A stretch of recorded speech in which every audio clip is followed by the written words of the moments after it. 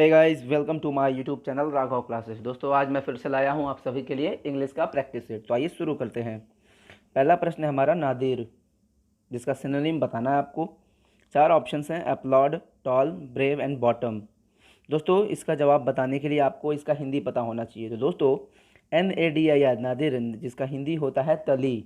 तली का मतलब होता है सबसे निचला भाग, जैसे समुद्र का सबसे निचला भाग, किसी भी चीज़ का सबसे निचला भाग को कहते हैं NADIR नादिर।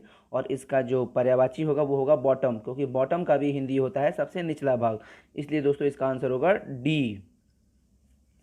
अगला प्रश्न है, एंटोनिम आपको बताना है, यानी विलोम, उल्टा। प्रश्न है हमारा स्लगिश, SLUGGISH, स्लगिश। दोस्तों, ऐसे वर्ड्स आपको याद करने होंगे, प्रैक्टिस करने होंगे, तभी आपको याद होंगे। चार ऑप्शन से दिया है दोस्तों: stubborn, active, slack and fertile. तो दोस्तों, स्लगिश का मीनिंग अगर आपको पता होगा तो आप इसका विलोम बता पाओगे। स्लगिश का हिंदी होता है दोस्तों बहुत ही आलसी। तो आलसी का उल्टा पूछ रहा है, तो दोस्तों आलसी का उल्टा होगा बहुत ही सक्रिय, एक्टिव। जो इंसान बहुत ही फुर्तीला होता हो, एक्टिव होता हो। तो इसलिए आंसर होगा दोस्तों इसका बी, क्योंकि एक्टिव का हिंदी होता है फुर्तीला। स्टबर्न नहीं हो सकता, क्योंकि स्टबर्न का हिंदी होता है जिद्दी। स्लैक का मतलब होता है ढीला ढाला, और फर्टाइल का हिंदी होता है उपजाऊ। अगला प्रश्न है दोस्तों, फिल इन द ब्लैंक्स। बहुत ही इंपॉर्टेंट क्वेश्चन है, अक्सर एकदम हूबहू एग्जाम में ऐसे ही आएगा। तो अभी मैं थोड़ा सा आपको एक ट्रिक भी बताऊंगा ऐसे क्वेश्चंस को सॉल्व करने के लिए। तो दोस्तों प्रश्न है, he is dash busy that he can not meet you. चार ऑप्शंस दिया है: वेरी, सो, मच, एज। दोस्तों कभी भी ऐसा क्वेश्चन आ जाए जिसमें वेरी, मच, सो, एज वगैरह भरने को दे दे, तो आप बस एक चीज़ ध्यान देना दोस्तों कि अगला वाक्य क्या चीज़ से बना हुआ है। आगे का वाक्य अगर दैट से बना हुआ हो, दैट जिसकी हिंदी यहाँ पे निकलेगी की, ये चीज़ आपको रिमूवल ऑफ टू एक चैप्टर है, रिमूव टू, उसमें मिलता है। तो अगर आपको ये दैट से बना हुआ सेंटेंस दिख जाए तो कुछ भी आप एक्स्ट्रा ना सोचना, सिर्फ आप सो सोचना हो। और यहाँ पर सो का हिंदी होता है उतना। तो ही सो बिजी, वह उतना बिजी है, या इतना। सो का हिंदी इतना या उतना, तो वह इतना बिजी है दैट कि he can not meet you, कि वह तुमसे मिल नहीं सकता है। ध्यान देना दोस्तों, कभी कभी ये कॉमन एरर में भी क्वेश्चन आता है। यहाँ पर वेरी मच दे देगा और आगे दैट से सेंटेंस बनाया रहेगा, तो आप हमेशा सो का ही प्रयोग करना। अगला प्रश्न है दोस्तों, hardly had I seen him dash he ran away. बहुत ही प्यारा प्रश्न है दोस्तों। चार ऑप्शंस हैं: देन, दैट, वेन और देन। अक्सर आपको एग्जाम में मिलने वाला है ये। अगर आप प्रैक्टिस सेट लगाते हो तो ये क्वेश्चन आपको अक्सर दिखता होगा। हार्डली का हिंदी यहाँ पे निकलेगा मुश्किल से, या जो ही। हैड आई सीन हिम मतलब हिंदी है कि जो ही मैंने उसे देखा था, कि ही रैन अवे, वह भाग गया। अब की अंग्रेजी वैसे तो बी अच्छी लग रही है, यानी दैट।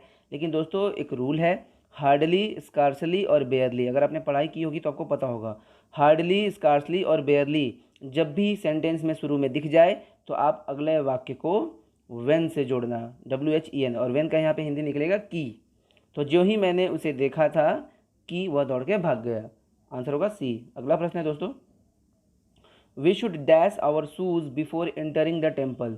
हिंदी निकलेगा कि हमें डैश चाहिए अपने जूतों को बिफोर एंटरिंग द टेम्पल, यानी मंदिर में एंटर करने से पहले कुछ करना चाहिए। चार ऑप्शन है दोस्तों: कॉल फॉर, जिसका हिंदी होता है मांग करना, तो जूतों की मांग तो नहीं करनी चाहिए मंदिर में प्रवेश करने से पहले। लीव फॉर का हिंदी होता है रवाना होना, तो जूतों को रवाना होना चाहिए, अच्छा नहीं बैठ रहा है। सी ऑप्शन, डी ऑप्शन ध्यान से देखना दोस्तों। लुक फॉर का हिंदी होता है ढूंढना, तो हमें अपने जूतों को ढूंढना चाहिए मंदिर में प्रवेश करने से पहले, ऐसा भी नहीं कुछ है। सी होगा दोस्तों आंसर इसका। पुट ऑफ, जिसका हिंदी होता है उतारना। पुट ऑन पहनना, पुट ऑफ उतारना। ध्यान दीजिएगा डबल एफ है ऑफ में। तो हमें अपने जूते उतार देने चाहिए before entering the temple, temple में प्रवेश करने से पहले, इसलिए आंसर होगा सी। अगला प्रश्न है दोस्तों, if you were my friend. दोस्तों ये काल्पनिक वाक्य है, सपोजिशनल सेंटेंस। इफ़ से शुरू होता है और सब्जेक्ट चाहे जो भी हो, यू, आई, ही, सी, कुछ भी, वर का ही प्रयोग होता है। तो यदि तुम मेरे दोस्त होते, आई डैश हेल्प यू। तो दोस्तों इसका आंसर आपको बताना है। चार ऑप्शन है: विल, शैल, वुड, मे। दोस्तों मैं आपको बता दूं, इफ़ वाला वाक्य ये चूँकि सपोजिशनल है, वर से बना है, और आगे आने वाला वाक्य हमेशा वुड से ही बनता है। यदि तुम मेरे दोस्त होते तो मैं तुम्हारी मदद करता, ये हिंदी निकलेगा। तो दोस्तों इसका आंसर होगा सी।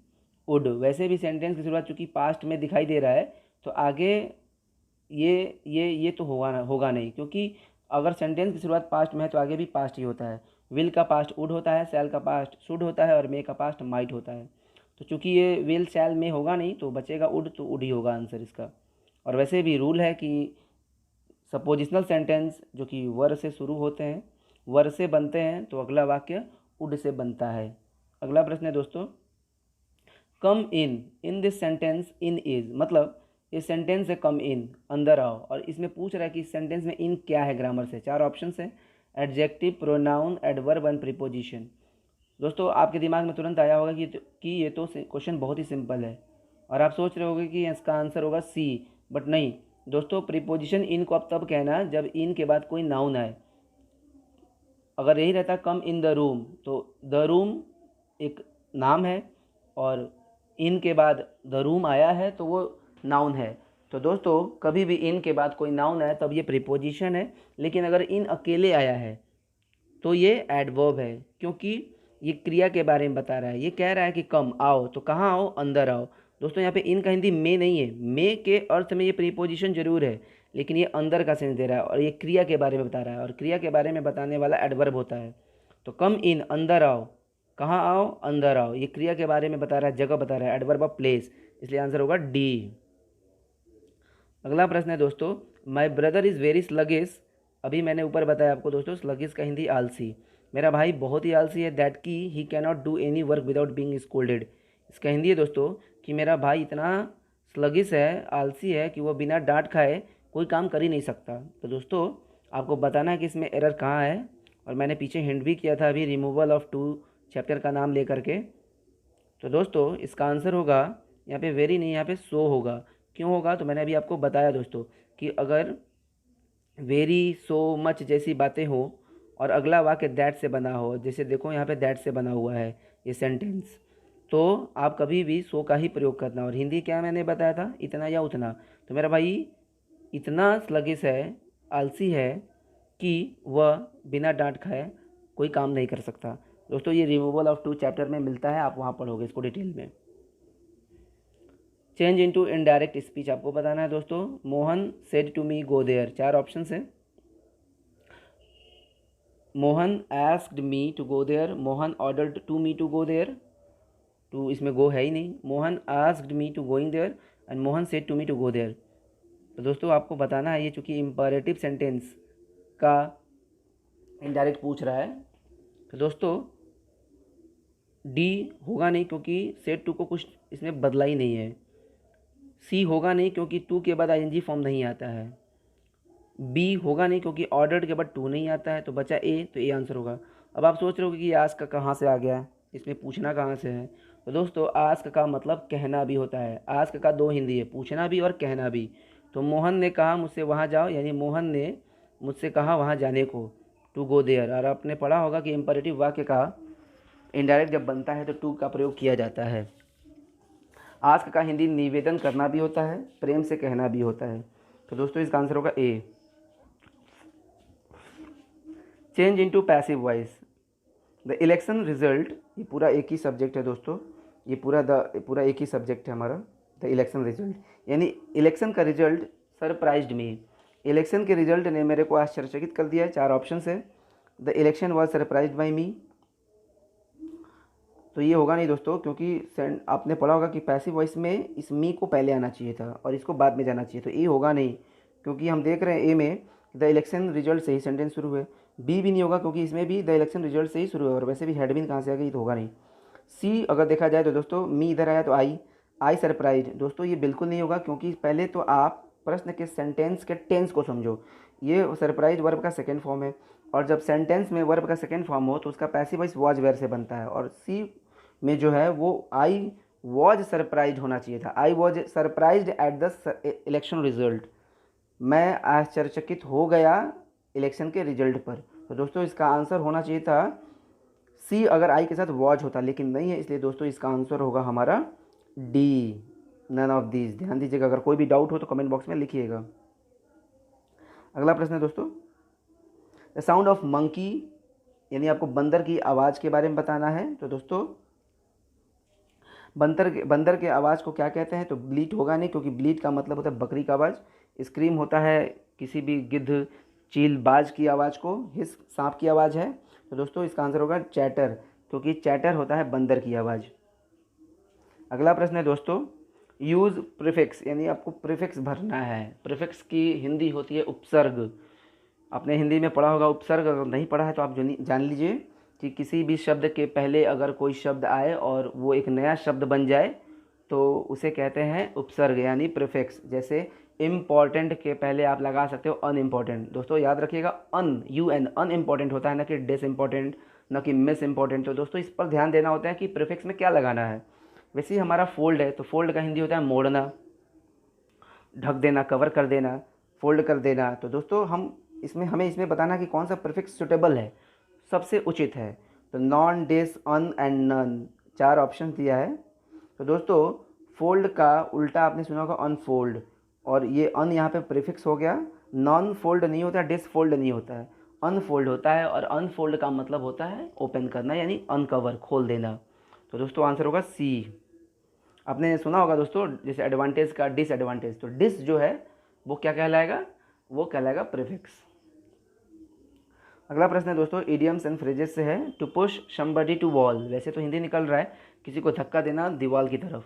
4 ऑप्शन है दोस्तों। आपको ये तो पता होगा कि इडियम्स एंड फ्रेजेस में ये दिखते कुछ और है लेकिन होते कुछ और है। तो 4 ऑप्शन है, टू चीट समवन, किसी को धोखा देना, टू डिफीट समवन, किसी को हरा देना, टू किल समवन, किसी को मार देना, और टू पुश समवन, किसी को धक्का दे देना। 4 ऑप्शन हैं दोस्तों। तो आपको बताना कि सही आंसर क्या है। दोस्तों मैं आपको बता दूं, इसका सही आंसर होगा बी, टू डिफीट समवन, किसी को हरा देना। रटना पड़ता है दोस्तों इनको कुछ हद तक। अगला प्रश्न है हमारा, find out the correctly spelled word, यानी आपको बताना है कि कौन सी स्पेलिंग सही है। एनेक्डोट की स्पेलिंग पूछ रहा है, बहुत इंपॉर्टेंट है, जिसकी हिंदी होती है कहानी, एक छोटी सी कहानी। तो दोस्तों इसका आंसर होगा, जो सही स्पेलिंग है एनेक्डोट की वो होगी सी, एनेक्डोट, ए शॉर्ट स्टोरी। अगला प्रश्न है दोस्तों, रिमूव टू से है, बहुत ही सिंपल है। He is too fat to jump, मैंने रिमूवल ऑफ टू से पीछे भी 2 प्रश्न दिखा दिया है। तो he is too fat to jump, अगर आपने पढ़ाई किया है तो आप जानते होंगे, इसको पूरा डिटेल में नहीं बताया जा सकता इस छोटे से वीडियो के अंतर्गत। तो he is too fat to jump, वह हद से ज़्यादा मोटा है कूदने के लिए, अर्थात इसका दोस्तों इसका मतलब है कि वो इतना मोटा है कि वो कूद नहीं सकता। तो दोस्तों he is very fat that, ये तो कभी नहीं होगा, अभी मैंने पीछे पढ़ा है कि दैट हो तो यहाँ पे वेरी नहीं होगा, सो फैट भी नहीं होगा क्योंकि भाई कूदना नहीं है। तो यहाँ पे कैन जंप है, कैन नॉट होता तो सोचते भी नहीं होगा। He is so fat that he can not jump, दोस्तों इसका आंसर होगा C, he is so fat that he can not jump. और डी इसलिए नहीं होगा कि दोस्तों क्योंकि सेंटेंस की शुरुआत प्रेजेंट में चल रहा है, तो यहाँ पे कुड नहीं, यहाँ पे कैन होना चाहिए। तो कैन है ही नहीं इसमें, तो डी हट गया। आंसर होगा दोस्तों सी, वह इतना मोटा है कि वह कूद नहीं सकता। अगर आपने रिमूव टू नहीं पढ़ा है तो दोस्तों आपको पढ़ना होगा। अगला प्रश्न है दोस्तों, वन वर्ड सब्स्टिट्यूशन से है। Animal story with a moral, moral का हिंदी होता है नैतिक ज्ञान। तो दोस्तों एक ऐसी कहानी जिसमें जानवर पात्र बने हो, एनिमल स्टोरी जानवरों की कहानी हो, विद अ मोरल जिसमें कुछ मोरल निकले, कुछ नैतिक ज्ञान निकले, कुछ अच्छी ज्ञान की बात निकले। तो दोस्तों ऐसे कहानी को क्या कहते हैं? 4 ऑप्शन है दोस्तों। ब्रिटल, ब्रिटल का हिंदी होता है भंगुर, भंगुर का मतलब जो आसानी से टूट जाए। हिम का मतलब होता है मंत्र, और फास्टिडियस का मतलब होता है तुनक मिजाज, एक ऐसा इंसान जिसको खुश करना बहुत ही मुश्किल हो। तो दोस्तों इसका आंसर होगा फेबल, क्योंकि फेबल का हिंदी होता है एक छोटी सी कहानी, जानवरों की कहानी जिससे कुछ ज्ञान मिले। जैसे पंचतंत्र की कहानी आपने सुना होगा दोस्तों, विष्णु शर्मा द्वारा लिखी हुई किताब पंचतंत्र, जिसमें जानवरों की कहानी होती है और जिससे हमें अंत में ज्ञान मिलता है, मोरल मिलता है, उसे फेबल कहते हैं दोस्तों ऐसी कहानी को। दोस्तों अगला प्रश्न है आपको कमेंट बॉक्स में आंसर देना है। It depends dash whether, 4 option है, इनटू, इन, ऑन और ऑफ। दोस्तों इसका जवाब आप ज़रूर कमेंट बॉक्स में दीजिएगा, क्योंकि आंसर जब आप लिखते हो तो आपको वो हमेशा के लिए याद हो जाता है। और दोस्तों कोई भी चीज़ मन में डाउट हो तो आप कमेंट बॉक्स में लिखिएगा, और अपने दोस्तों को भी शेयर करिएगा इस वीडियो को, और लाइक करना बिल्कुल नहीं भूलिएगा। तो दोस्तों थैंक यू।